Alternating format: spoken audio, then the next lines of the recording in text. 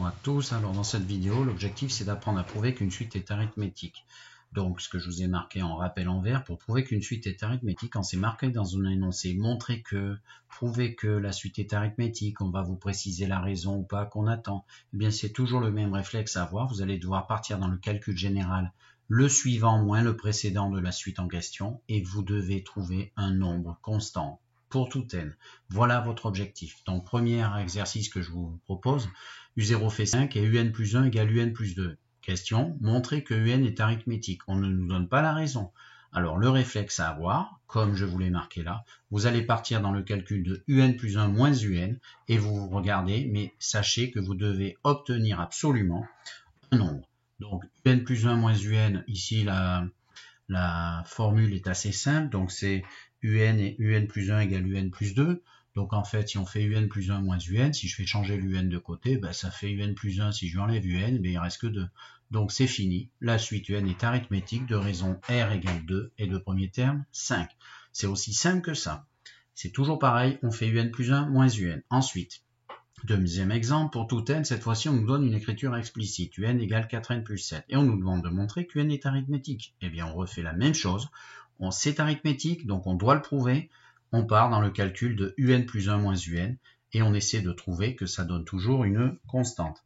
Donc, UN plus 1 moins UN, on prend la formule qui est ici. Attention, pour UN plus 1, on remplace tous les n par n plus 1. J'ai mis un crochet pour le terme UN plus 1 et des parenthèses pour remplacer les n par n plus 1. Attention au calcul de distribution. Et on enlève UN.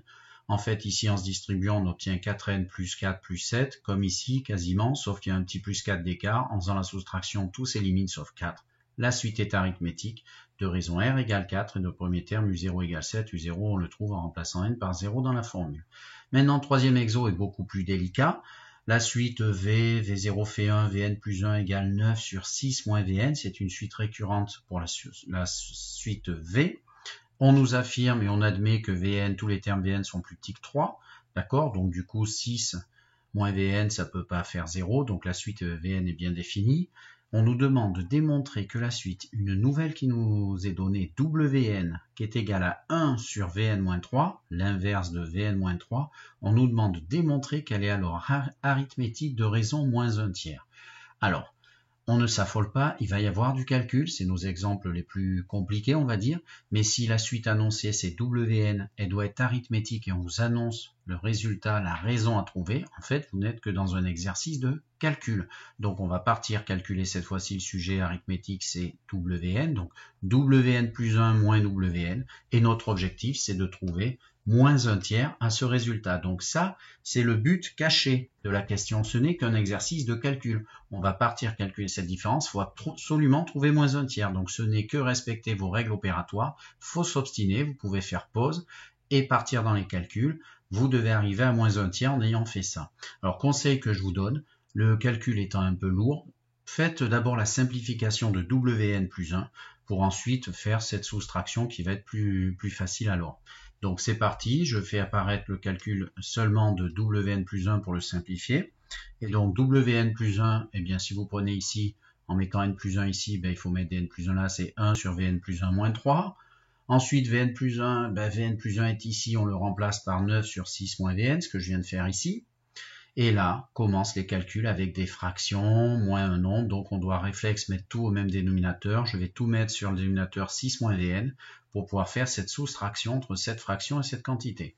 Donc je multiplie en haut et en bas par 6 moins Vn le moins 3, et du coup je peux former une seule fraction en bas. Attention à la distribution du moins 3 fois le 6 et le moins 3 fois le moins Vn.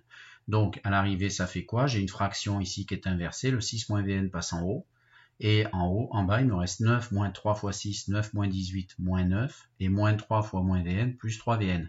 Petite remarque, là je vois une factorisation par 3 qui va bien m'aider par la suite, c'est donc le triple de, ça c'est le triple de Vn, et ça c'est le triple de moins 3 qu'on récupère ici. Voilà la simplification de Wn plus 1. Et ensuite, eh bien, c'est parti, on part dans le calcul de notre différence, Wn plus 1 moins Wn, et donc, on fait donc le résultat qu'on a trouvé moins ce qui correspond à Wn et on remarque effectivement il faut faire un petit x3 pour se ramener au même dénominateur. Vous continuez vos calculs, vous faites donc ici 6 moins Vn moins 3, vous faites vos améliorations et qu'est-ce qui se passe? Vous allez devoir pouvoir simplifier ici le paquet Vn-3, le facteur Vn-3, car Vn-3 est différent de 0, car Vn n'est pas égal à 3. Conclusion, on trouve bien par simplification moins un tiers le but cherché.